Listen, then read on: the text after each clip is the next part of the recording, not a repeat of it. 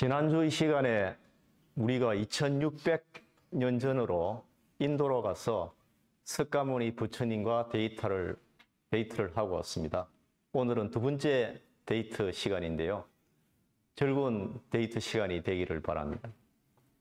지난번에 이제 석가모니 부처님의 생애를 첫 시간에 하면서 태몽, 그 다음에 룸비니 동산에서의 탄생, 그리고 그 탄생할 때 천상천하 유아독존이라는 이야기가 나오는데 그것의 진정한 의미는 무엇인가, 그런 이야기도 해봤고요. 그 다음에 이제 성장하면서 카필라 성 안에서 안락하고 쾌적한 삶을 살다가 동서남북 문을 외유를 나가서 동문에서 힘없는 노인이 지팡이에 의지하고 이빨도 다 빠져서 쭈글쭈글한 합죽이 얼굴에 그런 모습을 보고 충격을 받았고, 그 다음에 남문에 가서 외유 때 남문에 가서 병자를 보았는데 돗자리에 병자가 고통으로 몸부림치면서 하는 그런 괴로운 모습을 보아서 충격을 받았고, 그 다음에 이제 외유 때는 서문으로 나가봤는데 장례 행렬을 봤어요. 시체와 그리고 장례일을 따라가는 가족들의 울부짖는 모습, 이렇게 노병 사이의 이 고통의 현장을 목격하고는 괴로웠는데, 그 다음에 이때 북문에 나가서 사문을 만났어요. 사문은 늠름하고 편안한 모습이었고, 그래서 그 사문하고 몇 번 대화를 해보고는 그 다음부터는 출가의 꿈을 가지게 되었어요. 그런데 수또다나 왕 입장에서는 이 태자를 출가시킬 수가 없고, 더군다나 결혼해서 자식이 아직 없었기 때문에 그거를 빌미로 허용을 하지 않았었어요. 그런데 29세대 될 때 라훌라라고 아들이 생겼고 드디어 이제 출가를 실행에 옮깁니다. 그래서 어느 날 새벽에 모두 잠든 사이에 성을 빠져나와서 마부와 말과 마부만 같이 따라가서 이제 일정한 거리로 간 다음에 말과 마부는 돌려보내고 시다르타 태자는 가다가 사냥꾼을 만나가지고 사냥꾼의 옷하고 바꿔 입고 본격적으로 이제 수행자의 길로 들어갑니다. 그래서 드디어 사문 시다르타가 된 거고요. 그런데 이제 카필라 성은 히말라야에서 조금 남쪽이니까 히말라야가 보이는 그런 북쪽이었고요.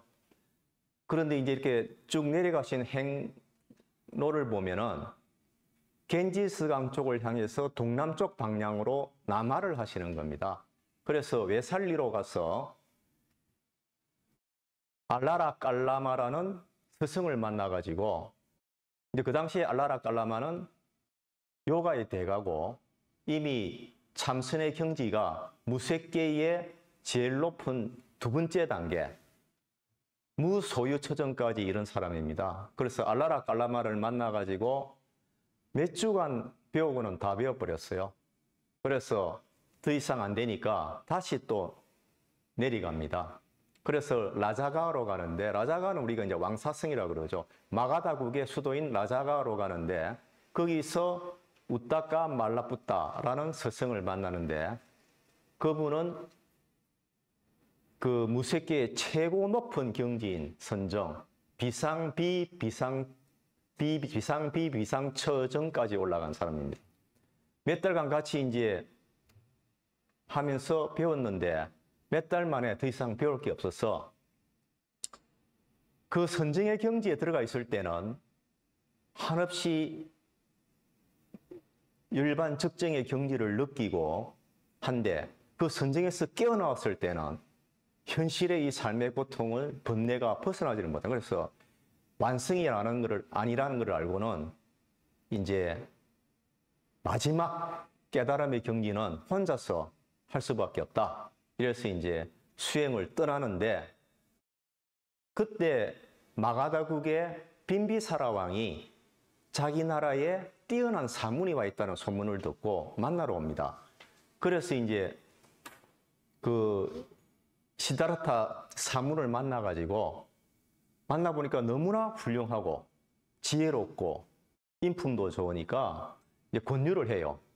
이 수행의 길로 하지 마시고 나와 같이 마가다국을 다스립시다.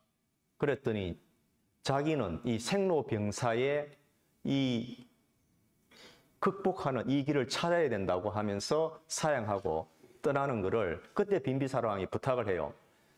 사문께서 깨달음을 얻어서 붓다가 되시면은 꼭 저에게 와서 그 깨달음을 가르쳐 주십시오. 그렇게 부탁을 드려요.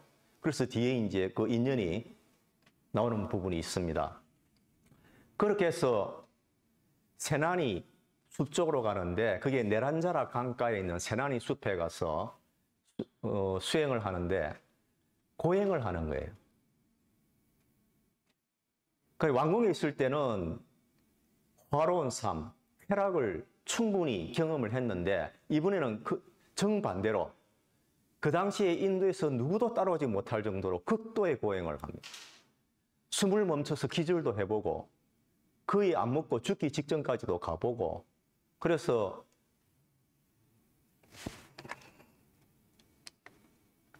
이런 모습 있었죠. 고행상 이렇게 마르고 이렇게 됐던 겁니다. 그러다가 어느 날 알게 된 거예요.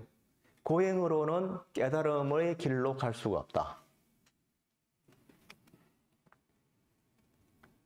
여기 보시면은 고행은 육체를 극단적으로 확대하기만 할 뿐 맑고 건강한 정신을 방해했다 이거지. 그래서 고행도 버리고 쾌락도 버리고 맑고 건강한 정신을 유지할 수 있는 몸을 지키면서 해야 된다는 걸 아셔가지고 그거를 이제 중도라고 그럽니다. 그래서 드디어 모든 것이 이제 채비가 된 상태에서 수행의 그 선정에 들어가시는데 우리는 보통 고행상 하면 6년 동안 뭐 고행만 한 거는 그게 아니고 6년 동안에 존재의 원인과 존재의 원리라든지 엄청난 사유를 6년간 하신 거예요. 결론은 안 났지만 엄청나게 성숙하신 거예요. 그런 정신적인 경지가. 그래서 드디어 마지막 깨달음의 경지에 들어가는데 이때 마라가 눈치를 채고는 방해를 하기 시작합니다. 드디어 이제 마라의 유혹과 위협이 나타납니다.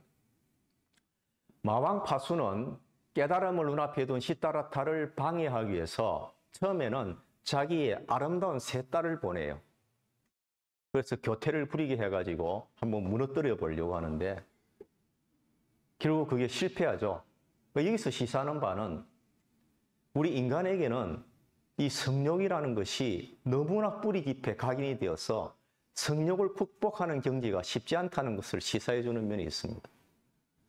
그 다음에 이제 마왕이 이제 세속의 권력을 주겠다고 유혹을 하는 거예요. 그것도 안 통하니까 결국은 자기의 군대를 데리고 와서 공격을 하는 거예요. 화살을 쏘면은 화살이 시다라타 사문의 몸에 닿기 전에 꽃송이가 되어서 떨어지고 도저히 해결이 안 되는 거예요. 그러니까 나중에 어떤 방법까지 쓰는가 하면은 논리적으로 나가는 거예요. 당신은 여기 이 자리에서 수행을 할 만한 자격이 있느냐? 이 자리는 본래 부처가 될 사람이 앉아서 수행하는 자리인데 당신은 그런 공덕이 있느냐? 이 자리에 앉을 자격이 있느냐? 이렇게 시비를 거는 거예요. 그러니까 석가모니 부처님이 항마촉진이라고 저 불상을 보시면은 오른손이 무릎에서 이렇게 땅을 향하고 있죠. 항마촉진의 자세를 취하는 거예요. 그 땅 보고 땅이 말을 해달라는 거예요. 그러니까 땅은 그동안엔 오랜 세월의 역사 속에서 이 석가모니 부처의 전생에까지도 달고 있으니까 그 수많은 생에 공덕상을 달고 있으니까 그거를 이야기하니까 더 이상 그것도 마왕이 먹히지 않는 거죠. 그러면서 지신이 이제 나타나니까 이 마왕의 군대는 다 흩어서 도망가고 모든 것은 더 이상 시다라타 사문을 괴롭힐 수가 없는 상태가 정리가 된 거예요. 그래서 이 손의 자세를 석가모니 불상의 오른쪽 손이 저렇게 바닥을 향한 것을 항마촉진이라고 합니다. 그래서 드디어 이제 선정에 들어가는데 혹시 여러분들 중에서 참선을 해서 1, 2, 3, 4의 어떤 이런 비슷한 경험을 하신 분이 있으면 자, 지금부터 색계사선정이 어떤 경지인가 요거를 참고로 보시면 되겠습니다. 제가 한번 빠르게 읽어볼게요. 그 초선, 첫 선정의 경지는 애욕과 선하지 못한 생각들을 떠나 사색과 사려를 갖추었다. 애욕을 떠나면서 생긴 기쁨과 즐거움이 가득한 선정의 첫 단계에 도달했다. 그 다음에 이제 이선, 사색과 사려마저 고요히 하자. 안으로 깨끗해지고 마음이 하나가 되었다. 삶에서 생긴 기쁨과 즐거움이 가득한 선정의 두 번째 단계에 도달했다. 다음 3선에 들어갑니다. 기쁨에 대한 탐착마저 떠나 담담히 바라보고 빛을 돌이켜 반추하자 몸이 가볍고 편안해졌다. 새끼의 마지막 사선정, 즐거움도 버리고 괴로움도 버렸다. 그러자 괴롭지도 즐겁지도 않은 상태가 되었다. 담담히 바라보고 반조하여 청정한 네 번째 단계에 도달하였다. 근데 이런 경지는 그 당시에 사문들이 갈 수 있는 경지들이었어요. 이제 그 다음에 더 올라갑니다. 맑고 고요하고 더러움이 없고 부드럽고 무엇에도 장애를 받지 않아 자유로워졌다. 삶의 모든 고통과 즐거움은 원인이 있다. 원인이 된 지난 삶은 어떠했을까? 전생의 삶을 기억하는 알을 얻기 위해 자유롭고 흔들림 없는 마음을 쏟고 기울였다. 무수한 생애를 기억해냈다. 무수한 생애를 기억해냈다. 이 부분이 맞지만 이과이라든지 이런 이과에도 나오는데요. 이 부분을 잘 이해를 하지 못해가지고 불교에서는 윤회가 없다라고 한다든지 윤회를 마음대로 해석하면 곤란합니다. 다음에 제가 같이 할 때 그 니까의 그 부분 페이지를 제가 준비한 게 있는데 무수한 생애를 기억해냈다. 첫 번째 빛이 밝았다. 초저녁에 자기와 다른 중생들의 자기 자신을 포함해서 많은 중생들의 무수한 과거 생애를 아는 숙명통이 생겼다. 모든 삶에는 결과가 있다. 중생들은 죽어서 어떻게 될까? 저마다 자기가 지은 업의 힘에 끌려 그 과보로 괴로움과 즐거움을 받고 있었다. 어둠이 사라지고 두 번째 빛이 밝았다. 한밤중에 맑은 거울에 비친 자신의 얼굴을 들여다보듯 중생계에 죽고 태어난 모습을 낱낱이 아는 천안통을 얻었다. 그 다음에 날이 희끗희끗 새고 있었다. 고통스러운 생사의 굴레에서 윤회하며 중생들이 벗어나지 못하는 까닭은 바로 번뇌 때문이구나. 번뇌를 없애는 알을 얻기 위해 맑고 고요하고 부드럽고 자유롭고 흔들림 없는 마음을 쏟고 기울였다. 이것은 괴로움이다. 이것은 괴로움의 일어남이다. 이것은 괴로움의 사라짐이다. 이것은 괴로움의 사라짐에 이르는 길이라라고 사실 그대로 바르게 알았다. 이게 사성제죠, 그죠? 고진멸도. 이것은 번뇌다. 이것은 번뇌의 일어남이다. 이것은 번뇌의 사라짐이다. 이것은 번뇌의 사라짐에 이르는 길이라라고 사실 그대로 바르게 알았다. 그리하여 애욕의 번뇌에서 마음이 해탈하고 존재의 번뇌에서 마음이 해탈하고 어리석음의 번뇌에서 마음이 해탈하고 모든 번뇌에서 해탈했다는 것을 스스로 알았다. 해탈 지경까지 된 겁니다. 어둠이 사라지고 세 번째 빛이 밝았다. 모든 번민과 고통은 사라졌다. 청정한 삶은 완성되었다. 깨달음을 완성하여 더 이상 번뇌는 남아있지 않았고 다시는 고뇌의 생존으로 뛰어들지 않게 되었음을 스스로 알고 스스로 보게 되었다. 모든 더러움이 말끔히 사라진 누진통을 얻었다. 멸진정의 경지에 가신 거죠. 그러니까 이때까지 색계사선과 무색계사선은 있는데 그 마지막 단계를 석가모니 부처님이 처음으로 그 경지에 가신 거예요. 샛별이 마지막 빛을 사르는 동력 하늘로 붉은 태양이 솟아오르고 있었다. 나는 가장 높고 바른 깨달음을 성취하였다. 이제 깨달으신 분이 되신 거예요. 이 부분은 대한불교 조계종 교육원에 나온 부처님의 생애 부분을 요거를 제가 참조를 했습니다. 자, 그 다음에 성도 직후부터 이제 전법을 시작을 하는데, 처음에 49일간, 7일에 7주간은 해탈과 법의 즐거움을 누리고 계시면서 깨달은 진리를 이렇게 쭉 정리를 하고 계셨어요. 그런데 그때 지나가던 상인 빠꾸사와 발리까가 공양을 했는데 곡물가루와 꿀을 드렸어요. 이것이 최초의 인간이 부처가 된 그분께 최초의 공양이 되겠습니다. 그러다가 제석천과 범천이 드디어 전법을 권하기 시작합니다. 왜냐하면은 석가모니 부처님이 깨달은 그것이 중생들에게 참 전하기가 과연 이것을 듣고 알며 걱정을 하고 계시는데, 제석천과 범천이 그래도 그런 사람이 있을 수 있다고 말씀을 드리면서 간곡하게 전법을 권하는 겁니다. 제석천은 욕계 6천 중에서 도리천과 사천왕천을 다스리는 왕이고, 범천은 색계 초선천 중에서 대범천의 왕인데, 요 다음 페이지 그 한 장짜리 더 드린 거 있죠. 그걸 한번 보시죠. 요 맨 밑에 욕계부터 먼저 설명을 하겠습니다. 요거는 마치마 니까에 나오는 자료고, 화명에 나오는 거는 요거하고 약간 다른 부분이, 여기 보시면은 색계가 여기는 16천인데 화엄경에 나오는 자료에는 18천이에요.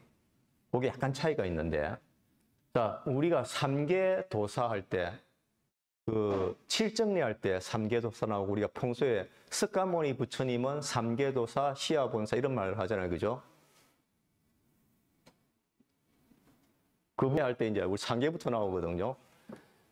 이제 무색계, 색계, 욕계에 이제 삼계입니다. 여기 맨 위에가 무색계고 형체가 없는 거예요.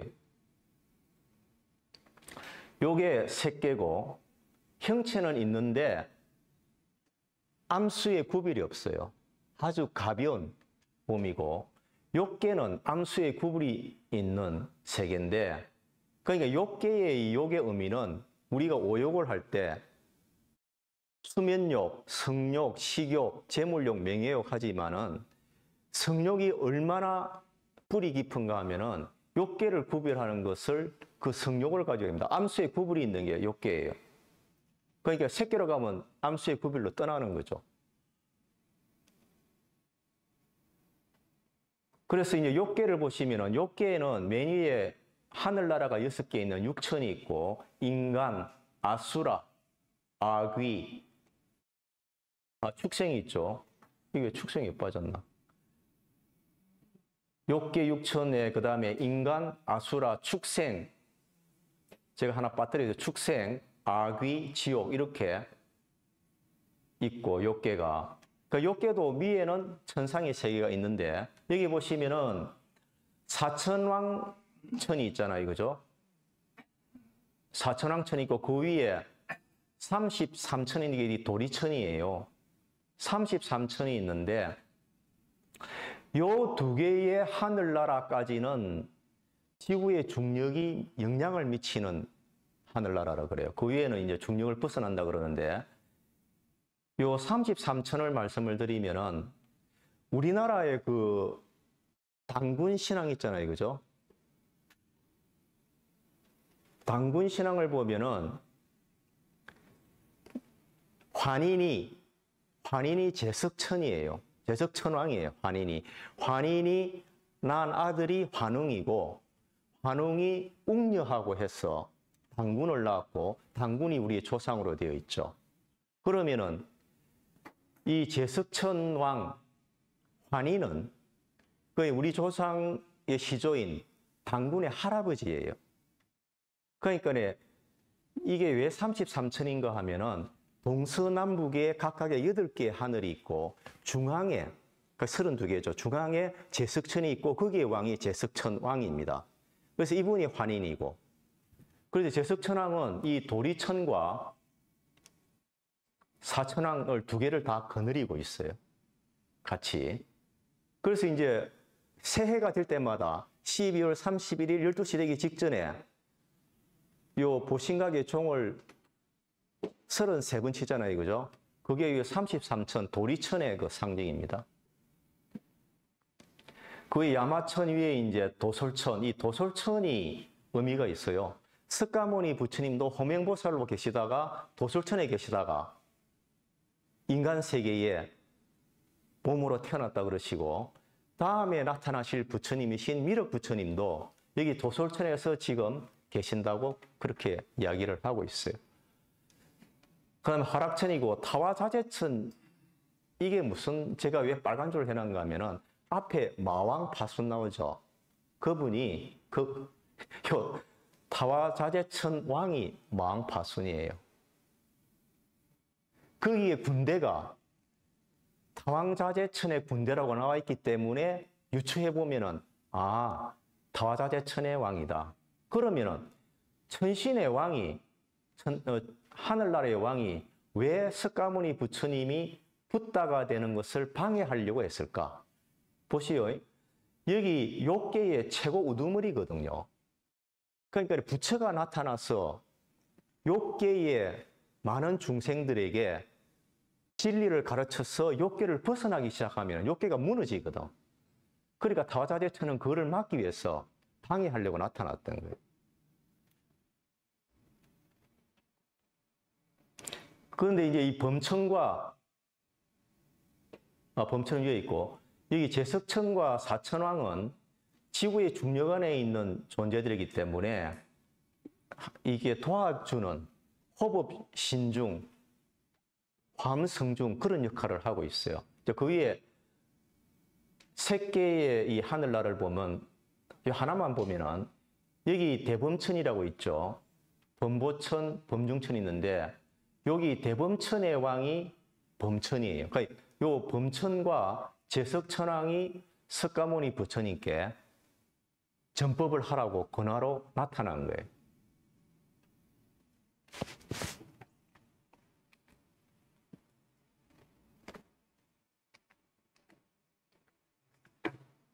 그래서 드디어 이제 결심을 하셔서 전법을 하시기로 하셨는데, 이 가르침을 누구에게 제일 먼저 전할 것인가 생각을 하고 기억을 더듬어 봤더니 자기의 스승이었던 알라라 깔라마나 우따까 라마푸따는 조금만 진리를 이야기해도 깨달을 수 있는 이미 경지에 와 있기 때문에 그분들을 생각을 했는데, 이미 세상을 떠나셨어요. 그거를 이미 떠난 걸 알게 되었고, 그 다음에 이제 생각한 게 함께 고행을 했던 5명의 수행자들을 떠올리고는 이제 그쪽으로 이제 가려고 하는 겁니다. 제가 좀 보여드리려고 했는데, 여기 네란자라 강가, 이 보드가야에서 성도를 하셨고 깨달음을 이루셨고, 5명의 수행자는 시다라타 태자가 고행을 하다가 우유죽을 먹고 목욕을 하는 모습을 보고는 타락했다. 이래가지고는 떠나서 가 있었던 데가 사르나타였어요. 노계원. 여기 있는 걸 아시고는 여기를 이제 걸어가시는 거예요. 이 걸어가는데 여기 강이 보이죠? 여기에 첫 석가모니 부처님의 기적의 이야기가 나옵니다. 강가에 이르렀는데 배삭이 있어야 되는데 배삭이 없었잖아요. 그래서 배삭을 보고 좀 건네다오 했더니 배삭을 받아야 됩니다. 배삭이 없다. 그러니까 건네드릴 수가 없으니까 강을 훌쩍 넘어가 버리신 거예요. 그게 처음 기적의 이야기가 나와요. 그래서 사르나트로 여기 노갸원으로 이제 이 5 같이 고생했던 수행자들을 만나러 가신 거예요.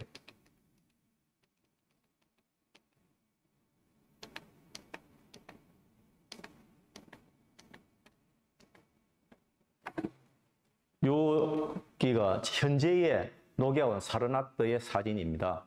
아름답죠, 그죠?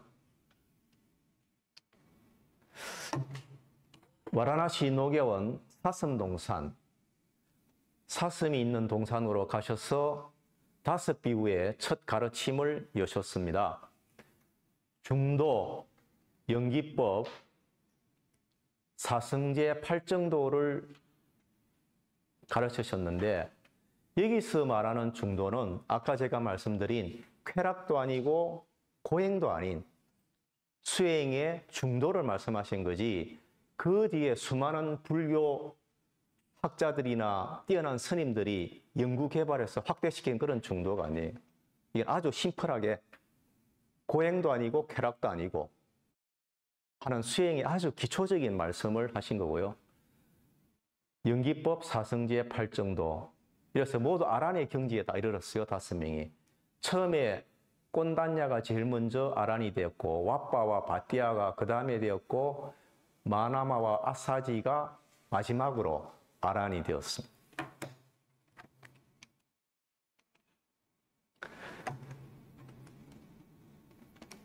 그 다음에 이 야사와 그의 친구들은, 야사는 부잣집의 젊은이인데 모든 게 풍족하고 해서 이 친구도 화로운 생활을 하고 하다가 존재의 그 이유에 대해서도 알 수가 없고 진리를 알 수도 없고 이래가지고 굉장히 방황을 하고 하다가 괴로워하는 거예요.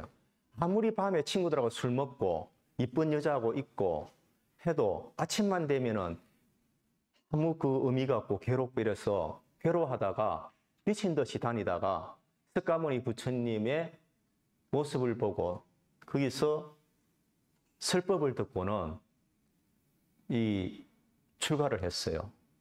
그렇게 부잣집 아들이 그 마을에 있다가 출가를 했어요. 친구들이 55명이 깜짝 놀래가지고 또 무슨 일이 생겼는지 석가모니 부처님을 찾아뵙고는 다 설법을 듣고는 다 승려로 출가를 했어요. 그래서 다시 55명의 이제 승려가 또 생긴 거예요. 그래서 야사의 부모가 깜짝 놀랐죠. 아들이 집안의 다음에 가게를 이어야 되는데 출가를 해버렸으니. 그래가지고 그거를 말리기 위해서 부부가 갔다가 부처님의 말씀을 듣고는 기일을 하는데 출가는 아니고 제가 신자로서 부처님께 기명하겠다. 그래서 최초의 남자 제가 신자, 여자 제가 신자, 우바세 우바이가 됩니다. 그래서 드디어 불법성 수행 공동체의 삼보가 갖추어졌다. 그 다음에 비구들이여 전법의 길을 떠나, 왜냐하면은 요 55명의 처음에 5명의 그 아란하고 60명이 다 이제 깨달음을 이루었으니까 60명의 제자들 보고 비구들이여 전법의 길을 떠나라. 두 사람이 같은 길을 가지 마라. 처음도 좋고 중간도 좋고 끝도 좋은 법, 조리와 표현이 잘 갖추어진 법을 설하라. 이렇게 전도 선언을 합니다.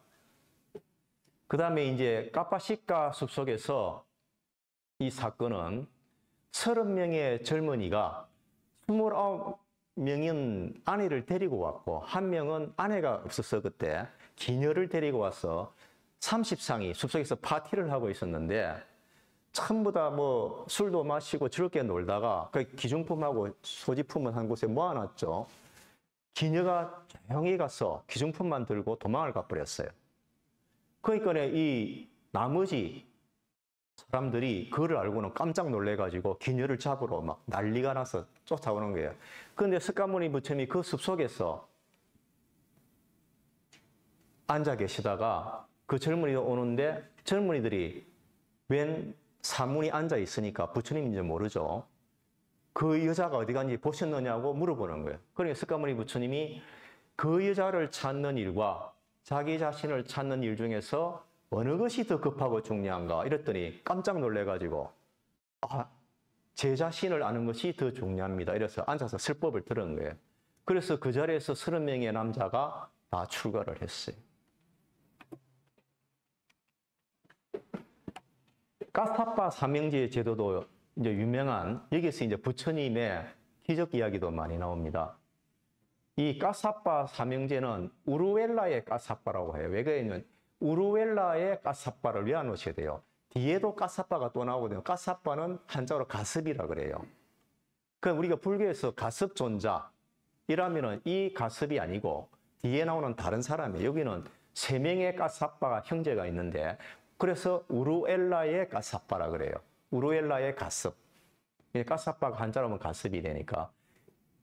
그 제일 위에 형은 이 제자가 500명이었어요. 그런데 이제 부처님이 이 가르침을 펴기 위해서 찾아가신다고요.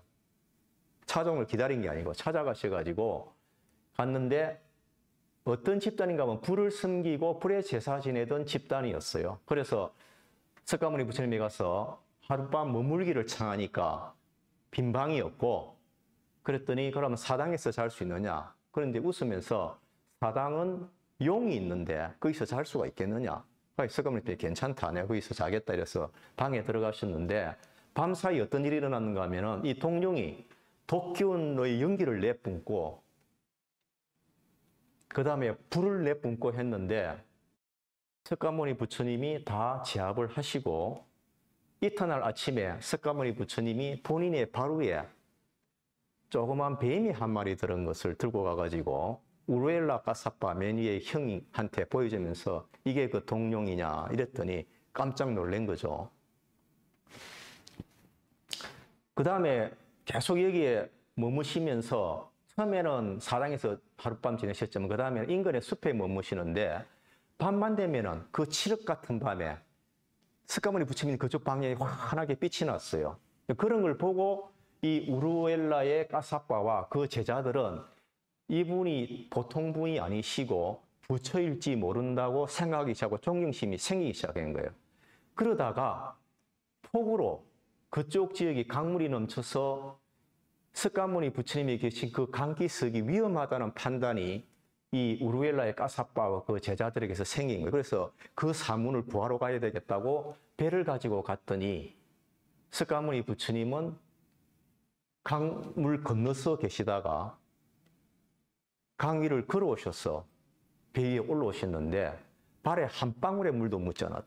거기서 드디어 이 500명은 모두 다가 귀의를 하겠다고 해서 이 불을 숨기는 이 집단들은 머리를 소라처럼 따았는데 이거를 싹둑 다 잘라가지고 강물에 다 던졌어요. 그래서 이 500명의 머리가 그 긴 머리들이 강물을 타고 둥둥둥 떠내려가는 거를 강 하류에 있던 동생은 300명의 제자와 같이 있었는데 그걸 보고 깜짝 놀라. 이거는 분명히 형님의 그 사람들의 머리카락이다. 무슨 큰 사건이 났다. 그래서 300명을 데리고 허겁지겁 강을 거슬러 올라온 거예요. 와서 보니까 큰형이 머리를 깎고는 맨 젊은이 앞에서 무릎을 꿇고 있는 거예요. 깜짝 놀래가지고. 그러다가 결국은 이 동생도 귀의했고 거기에 제자 300명도 다 귀의를 했습니다. 그러다가 들판인 가야에 머물던 막내 동생도 200명의 제자와 함께 와서 결국은 다 귀의를 해서 1000명의 승려가 또 생긴 거예요. 그 앞에 5명, 55명, 1000명 이렇게 이제 승려가 늘어나는 겁니다. 그 다음에 중림정사 이야기를 한번 해보겠습니다. 아까 제가 그 마가다국의 빈비사라 왕 이야기를 했죠. 빈비사라 왕은 이때 30대였어요. 젊은 왕이었어요. 그래서 부처가 되기 전에, 고행에 들어가기 전에 그 빛나는 사문인 시절에 완전한 깨달음을 성취하거든 가장 먼저 이 도시로 돌아와서 저를 깨우쳐 주십시오 부탁을 드린 게 있었는데, 그래서 석가모니 부처님도 그 약속을 해줬기 때문에 마가더국의 라자가오로 돌아왔어요. 그래서 빈비사라 왕은 드디어 부처님을 만나러 수많은 바라문과 백성들과 함께 라티와나 숲으로 가서 부처님을 뵙고 가르침을 듣고는 삼보를 받드는 제자로 귀의합니다. 그래서 이 부처님과 1000명의 비구들을 위해서 깨끗하고 조용한 숲인 중림, 대나무가 있는 큰 숲에 머무시도록 건물을 지어서 바쳤는데 이게 교단 최초의 도량이고 중림정사라고 합니다. 이게 그 마가다국의 라자가에 있고요. 그 겐지스 강의 약간 동남쪽에 있습니다. 지도를 왔다 갔다 해야 되는데 이게 안 돼가지고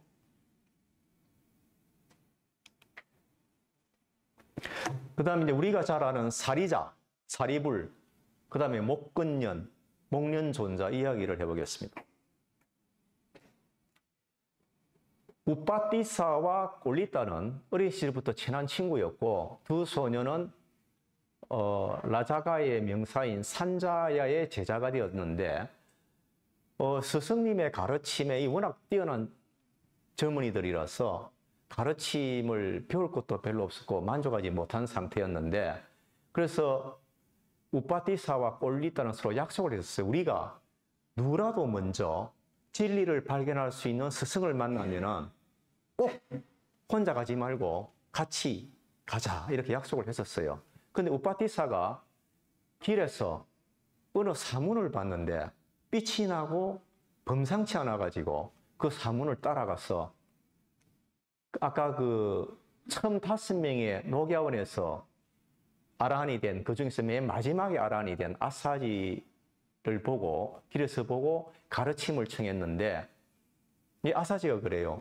나는 잘 모르고 그 스가모니 부처님 말씀을 들어야 된다. 그랬더니 우빠티사가 일단 들으신 거라도 좀 말씀을 해봐 주십시오 했더니 연기법을 이야기를 했어요. 딱 그걸 듣는 순간에 워낙 뛰어났기 때문에 오랜 세월 동안 이 친구들도 사색하고 사유를 했기 때문에 연기법을 바로 이해를 하고는 눈앞이 열렸어요. 그래서 산자의 수도원에 남아있던 친구 꼴리타를 쫓아가서 만나가지고 자 이제 드디어 가자.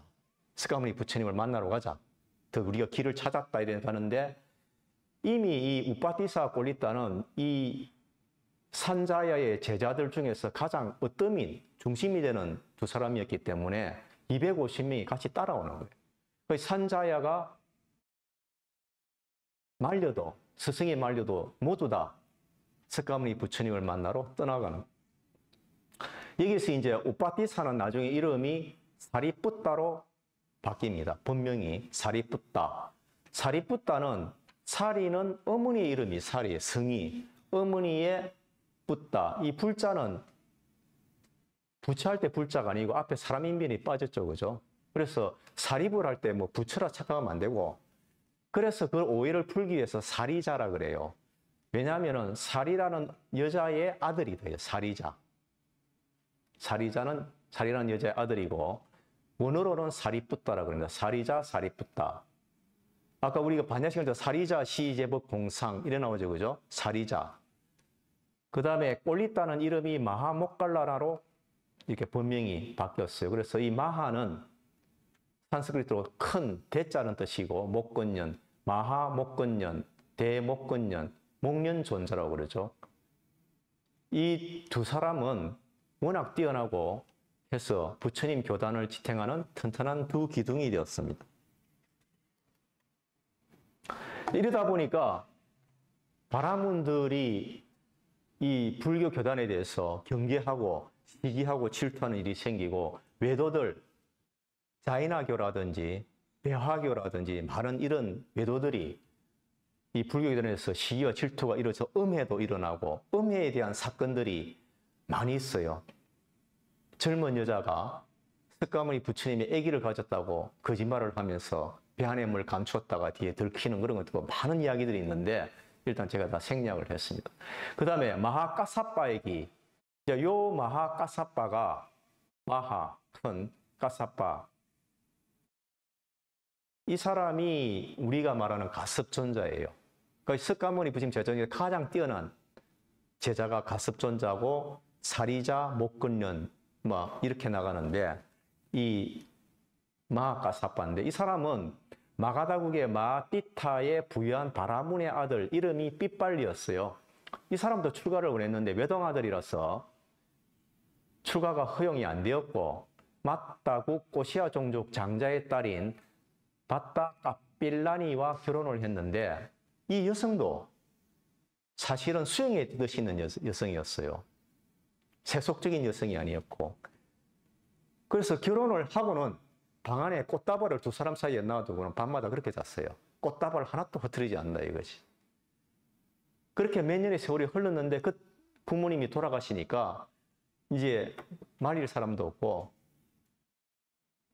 뭐 꽃다발을 흐트리지 않았으니 자식도 안 생긴 거고 그래서 서로 머리를 깎았어. 이제 우리가 각자 출가를 하자. 그래서 가다가 길이 갈라지는 데 이르러서 왼쪽 오른쪽으로 나눠서 갑니다. 그래서 아내는 저쪽 길로 가고 이 삐빨리는 이쪽 길로 가는데 가다 보니까 왼 수행자가 나무 아래 앉아 있는데 차분 같지가 않는 거야. 그 느낌이 오는 거야. 그런데 석가모니 부처님은 이 가섭존자 이 친구를 이분을 만나기 위해서 이 길에서 기다리고 계셨던 거예요. 일부러 가서 정성을 많이 쓰셨어요. 그 길가에 수행자 딱 보면은 마음속에 그리는 성자임을 단눈에 알아보고는 바로 가서 예배하고 서성으로 모셨어요. 그래서 부처님이 특별히 일주일을 같이 둘이서 계시면서 법을 설하셨어요. 그래서 8일째 되는 날 아라한이 되었어요. 자, 계율의 재정은 무슨 이야기인가 하면은 이제 성가가 천 몇백 명이 되고 커지니까 여러 가지 시끄러운 문제들이 생겨나기 시작했어요.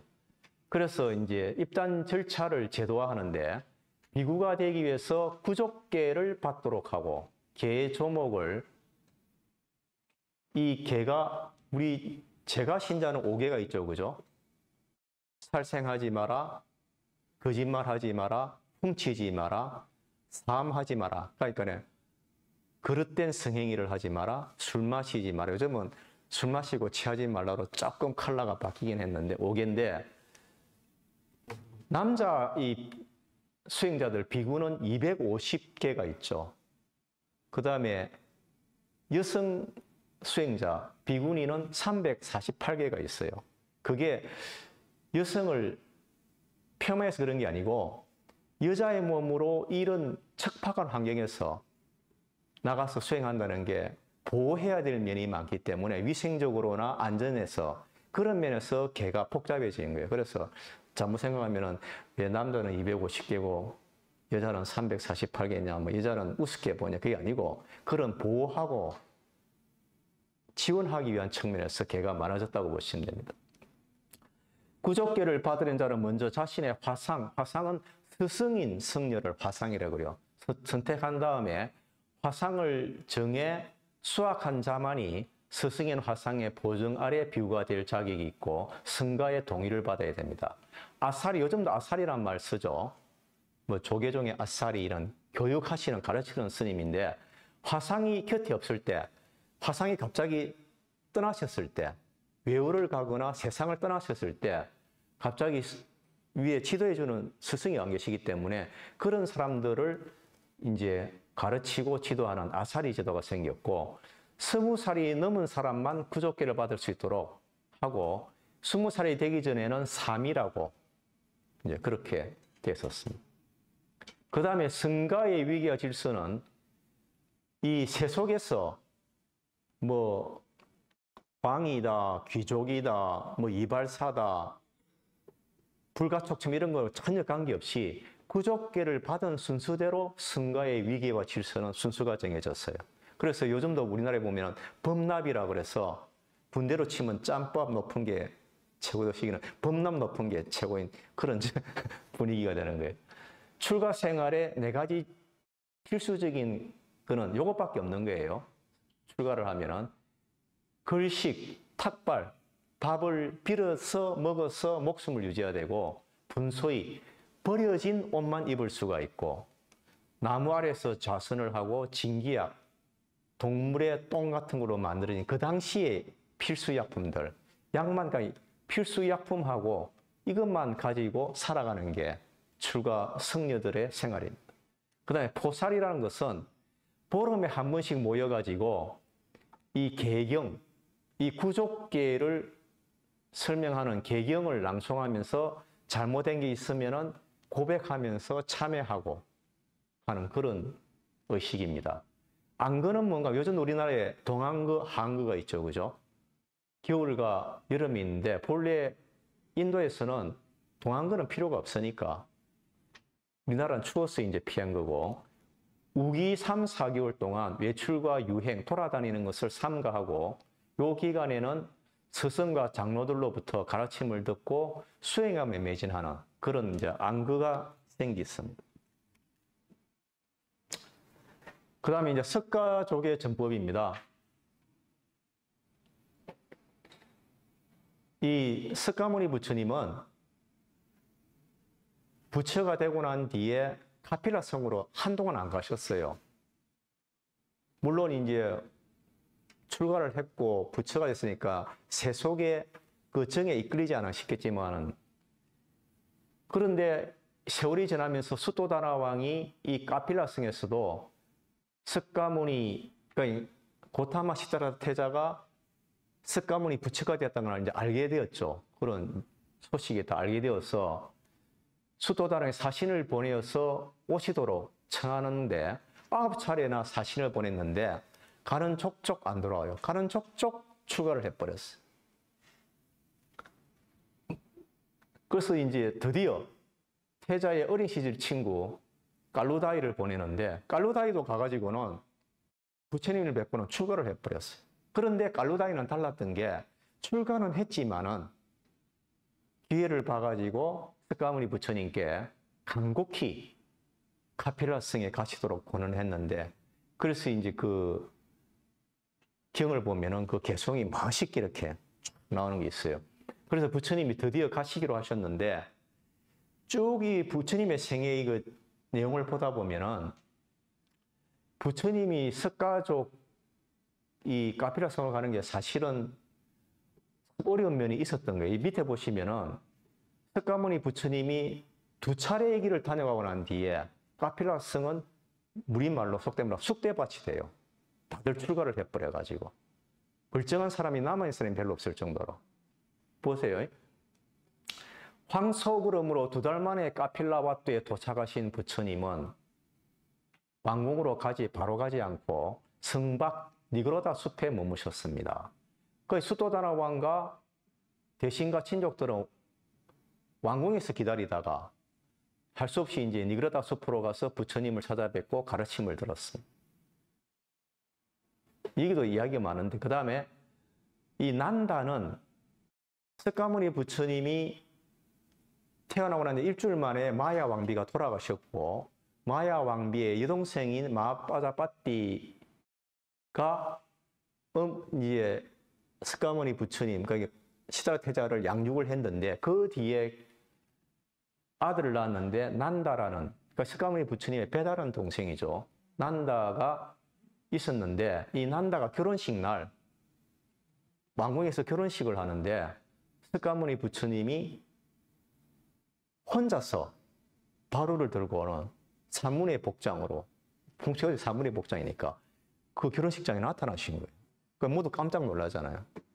그랬더니 난다가 볼 때는 자기 형님인데 그런 분소의를 입고 그렇게 나타나셨으니, 밥그릇을 들고 글씨하러 오셨으니 벌면 쇼크가 크겠어요. 그래가지고는 어떻게 생각하면은 화나는 마음도 생겨가지고는 그 음식들을 바로다 막 한떡 드린다고. 그때 석가모니 부처님을 안 받아요. 그 석가모니 부처님 바로를 빼들어서 난다가 음식을 가뜩해서 드리는데 안 받으니까 석가모니 부처님이 갓부리는 거야. 그냥 따라가는 거예요. 계속 따라가는 거야. 그 나중에는 사물을 만나서 드리라고 드려도 아무도 안 받아줘. 결국은 수까지 따라가게 되는데 거기서 출가를 해버렸어요. 결혼식 날 출가를 한 거예요. 그 수도다나 왕이 입장에서 볼 때는 뒤에 또 아들 나올라까지 출가시켰어요. 그 왕이 이제 미쳐버리겠지. 아들 또 그 다음 아들, 손자까지 다 출가를 해버렸으니, 그래가지고 이 숲에 가서 석가모니 부처님께 이미 지나간 일 어쩔 수 없지만 앞으로는 부모님의 동의를 받지 않는 출가는 고려해 주십시오. 그래가지고 그때부터 그 뒤에는 미성년일 경우에는 부모의 동의 없이는 출가를 금하라 이렇게 결정을 하신 거예요. 그 다음에 부처님이 8일간 고향 방문을 마치고 떠나서 말라족이 사는 약간 오른쪽 밑에 나중에 그 반열반에 들었을 때 말라족이 그 장례를 치렀다고 그랬죠.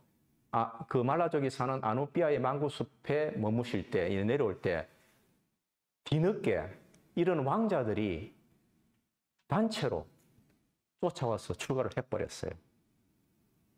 그런데 이때 따라온 게 이발사 우빨리가 따라왔어요. 이발사 우빨리는 이 사람들 짐 들고 따라왔다가 자기도 같이 따라서 덩달아 출가를 했어요. 그런데 이 왕자들이 멋있는 면이 스가모니 부처님 그래요.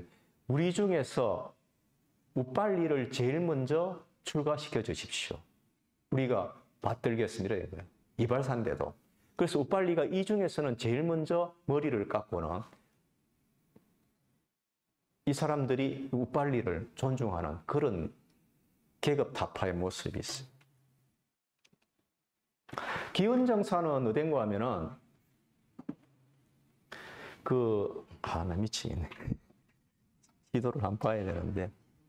자, 미안하지만 제가 앞으로 좀 갈게요. 이게 안 돼가지고.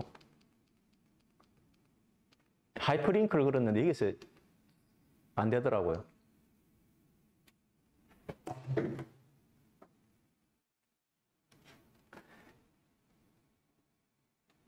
여기 이제 웨살리 아까 라자가하 보드가야 성도하신데 녹야원 사르나또 있고 여기 꼬살라국이 있죠. 꼬살라국은 지난번에 말씀드렸죠. 사실은 카필라와트국은 꼬살라의 보호를 받는 그런 작은 나라였어요.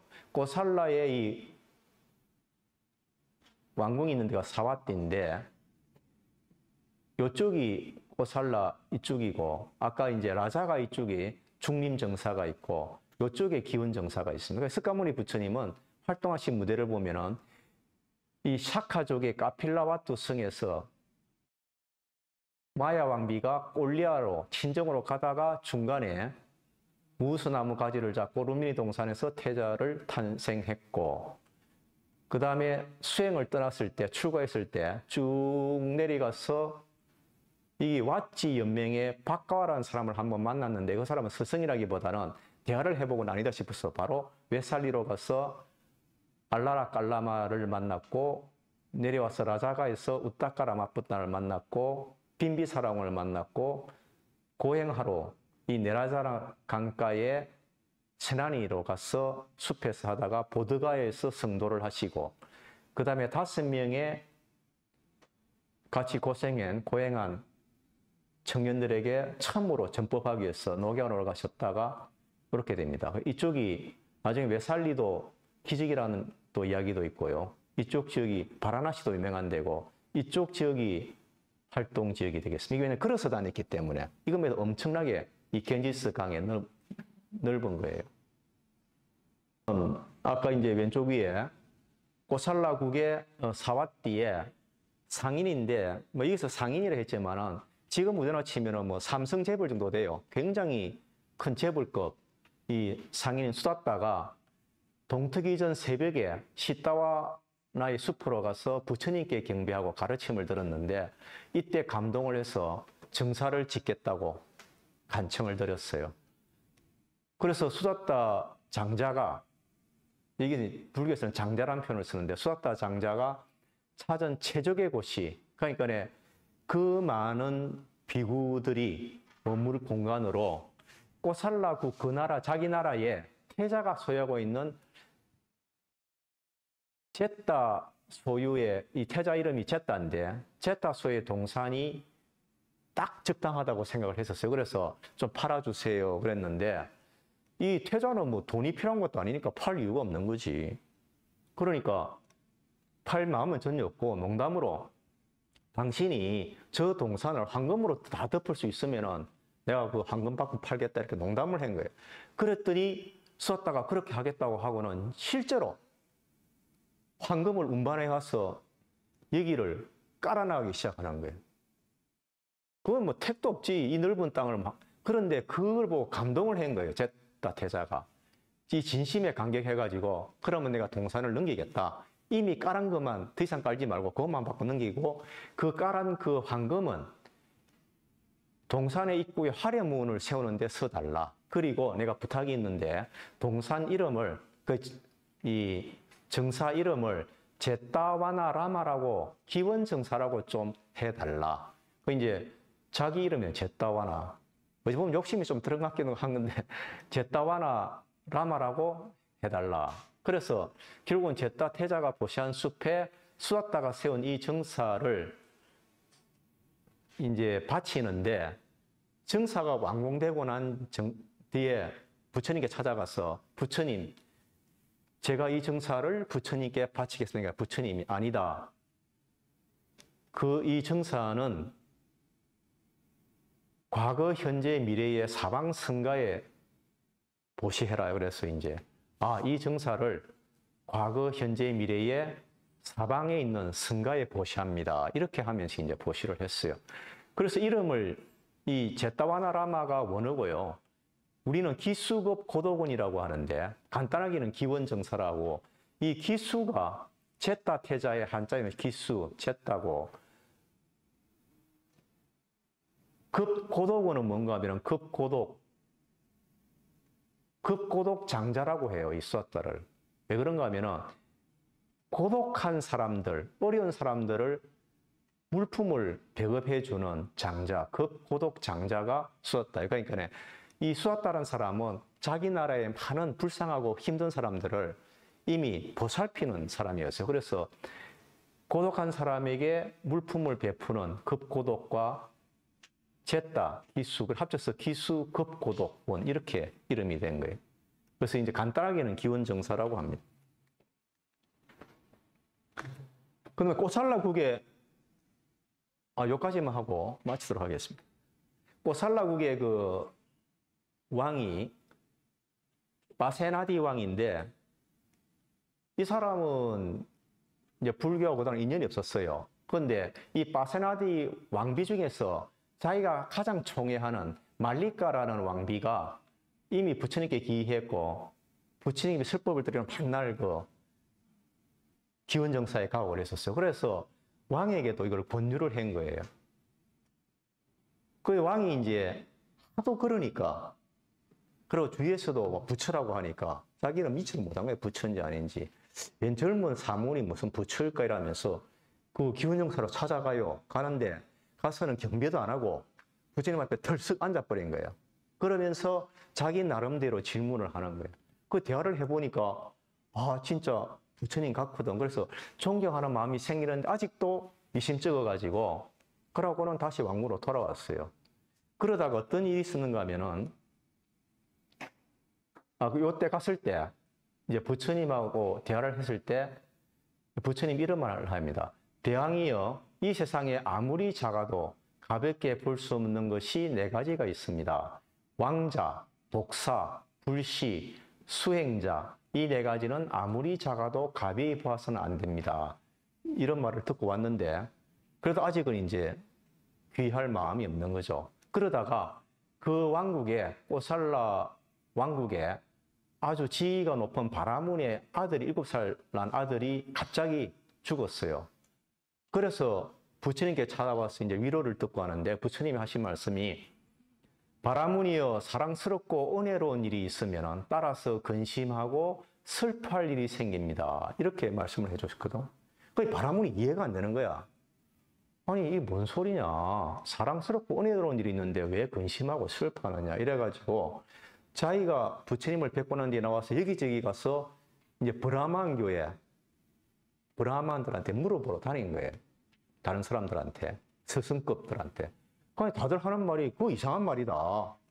사랑스럽고 은혜로운 일이 있으면 기쁘고 행복한 일이지 그게 왜 근심하고 슬퍼할 일이냐. 그 사문은 이상하지 않느냐. 하지 마라. 이렇게 된 거예요. 그 소문이 쫙 왕국에 퍼졌어요. 그래서 이제 왕한테도 귀에 들어왔어요. 그래서 왕이 그러면 그렇지 라면서 이제 왕비한테, 왕비여, 그 사람 아닌 것 같아. 이랬더니 왕비가 딱 어떻게 말을 하는가 하면은, 왕이시여, 왕의 아들인 왕자가 어느 날 갑자기 병들고 하면은 왕의 마음이 어떻습니까? 그러니까 괴롭지. 그 왕의 사랑하는 딸인 공주가 갑자기 아파서 죽으면 어떻겠어요? 내가 미치지. 살 수가 없지. 그러면은 제가 갑자기 병들어 죽는다면 대왕께서는 어떻게 했습니까? 당신을 갑자기 잃는다면 슬픔을 가누지 못해 미쳐버리고 말 것이라는 게, 왕이여, 바로 그것입니다. 이것이 사랑과 은혜가 클수록 근심과 슬픔이 크다는 뜻입니다.